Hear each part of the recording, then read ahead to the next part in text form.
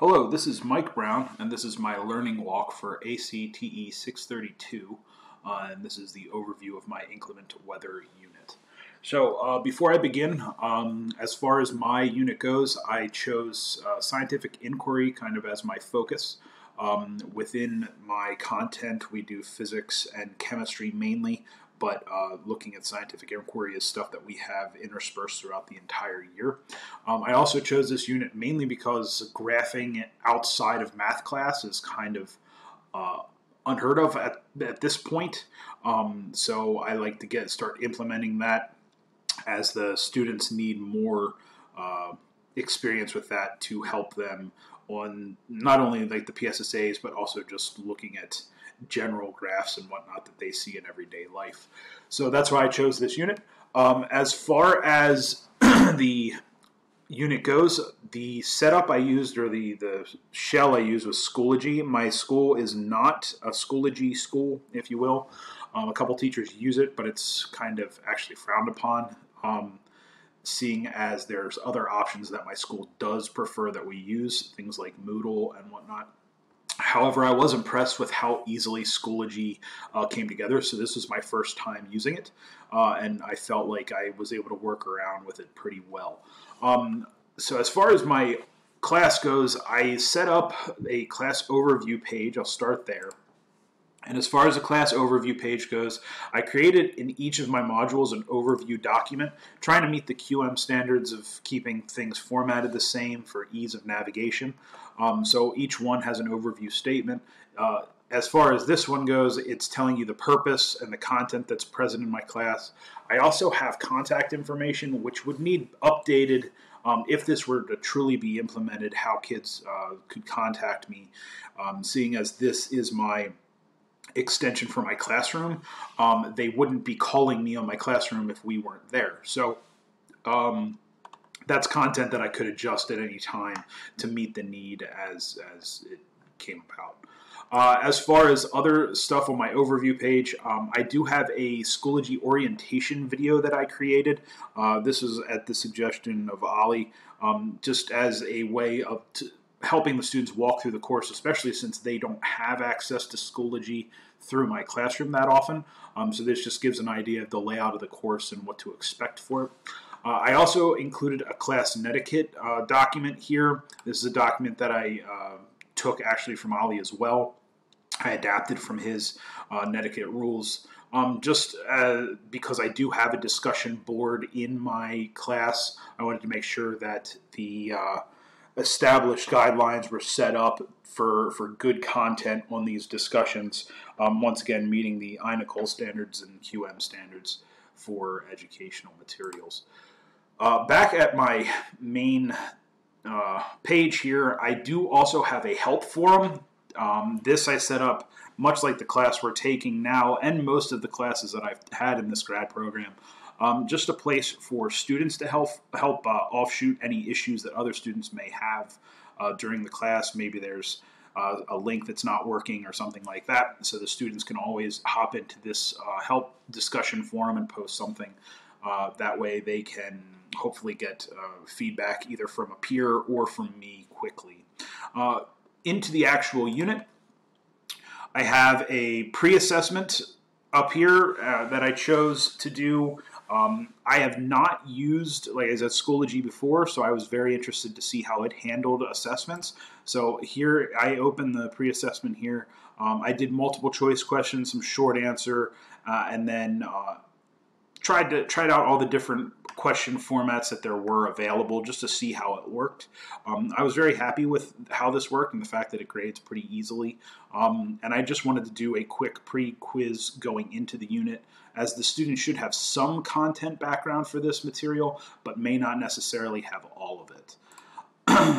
After the pre-assessment is concluded, the students are free to move about the modules. So they're set up in 3 days, 3 modules. Within each one, as I open module 1 here, you'll see I have my overview just like before, like I said, trying to meet that standard going through. I have my objectives clearly stated as per the standards. INACOL QM standards. I also did, I like Ollie's introduction videos. I did an audio file. However, I did have a couple instances where it didn't work for a few people that tested it. So I gave some troubleshooting techniques as to how to get it to force run, and that seemed to work. I then have my requirements listed down here, where they're going to be doing a vocab assignment and an ed puzzle video and a checklist to help them kind of see in a quick glance what they're actually supposed to submit. As far as the vocab assignment goes, that is here. So it is an Excel spreadsheet that I shared with them. They write the word down, or they're given the word, they type in a definition, use it in a sentence, and then a visual reference to help them kind of link the content to what we're talking about. As far as that goes, the vocab is just a way to get everybody with the same terminology to begin before we start with the actual material. I also did an ed puzzle, which is based around the Mythbusters. They're looking at independent and dependent variables and identifying them. So I have a multiple choice question set that goes along with the ed puzzle as you go through. For the second module, this is where a majority of the content is located. I have what we're doing in this module is going to then affect the third module as well. So if I go into my overview, I have my objectives, my introduction again, and my requirements. One thing that I did notice through discussion with the couple of people that I had go over my lesson for me was that they missed these questions down here.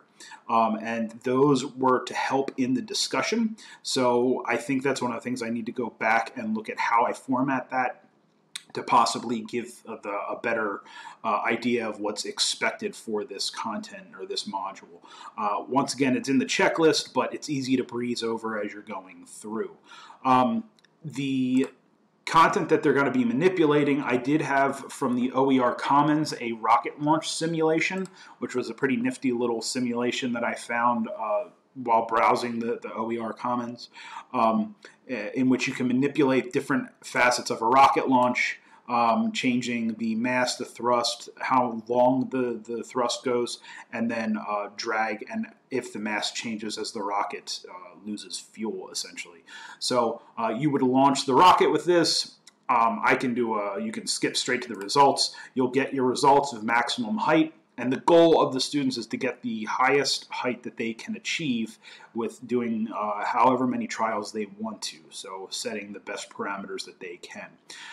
From there, they're going to add their data to a class data chart, and that is a Google Doc. I had two of my friends run their numbers. As you can see, they just had to put their name and the max height in meters. This will be used later on in the third module. So the second part, technically, of this module was the discussion, and the discussion post is set up around the rocket simulation activity and then responding to your peers about what you saw. So as you can see, the data was put in by my friend Travis. However, he missed the questions that they were supposed to reply to, so that's where I have to go back and fix those. Going back to the actual unit, from Module 2, they've created their simulation, they've collected their data. So Module 3, to get into the actual graphing, through my module overview, the objectives are listed, the introduction is there, so once again that flow is the same. Looking at the requirements, so there's a PowerPoint that I've shared with the students. This goes over the different types of graphing and visual representations of data, what they are, what they may run into as far as scientific representations go, and why we need graphs. So this, in looking at the Module 3, which I lost here for, oh, there he is. They're going to be looking at the PowerPoint. They're also going to be interpreting the graph skills game. So I included a couple skills games, interpreting bar graphs, line graphs, and pie graphs, just to give them some practice in looking at these different types of graphing formats. And lastly, they're going to be using a website called MetaChart, which is represented here. And when you open it, you can create a bar graph given the information. The data set that we're going to be utilizing is that which we collected back here for the rocket launch simulation. So once we have a class set after the second day, the students will be able to design a graph, and then this website allows you to download it as a JPEG, and then they can submit it as a gradable assignment. As far as a couple things that I wanted to talk about, the things that I need to polish on this, like I said, the missed videos, or sorry, the missed questions. I think that's just mainly from my formatting, so make sure I clean that up a little bit and make it so the students are aware of those questions being present, and they meet the need for that discussion post. The other thing is with the audio files, I did not find a way to close caption them very easily, so I might have to investigate a better way to get those introductory video or introductory audio files closed captioned. I know the best way would be to have it as a video, and then I can close caption it that way. Another way would be to have like a text transcript that somebody could download, but I feel like that's a lot of work as opposed to just doing a video instead of the audio file. As far as the praise, it's more so for Schoology itself. I was really impressed with how well the system works. I know that the school-wide subscription costs money, and that's why some districts are leery to jump aboard, but it is a nice system to utilize. And just in a couple hours, I was able to kind of work my way around it and figure out how everything went together. The one hiccup I did have, I think Dr. Drian mentioned when he went through and was looking at my assessments, I didn't realize you had to make the assessment live. So that was a quick little hiccup that I was able to fix, but just those little growing pains as far as learning a new system. My buddies that took the test for me were able to show me where that was to make that a live assignment. Other than that, I think that covers pretty much what I wanted to say. Making sure that I keep the modules the same for each. The netiquette discussion post is there to meet the QM standards. Making sure the objectives are presented and they're feasible for the students. Making sure that it's on their grade level. I also wanted to make sure that I'm using appropriate tools, so using the Edpuzzle and different methodologies to reach the students. The games, the Edpuzzle, the simulation, trying to meet as many different ways of getting this information to them as I can. Hopefully that covers the unit that I created. If you have any questions, please, I would love to answer them and further the discussion as we go along in class here. Thank you very much.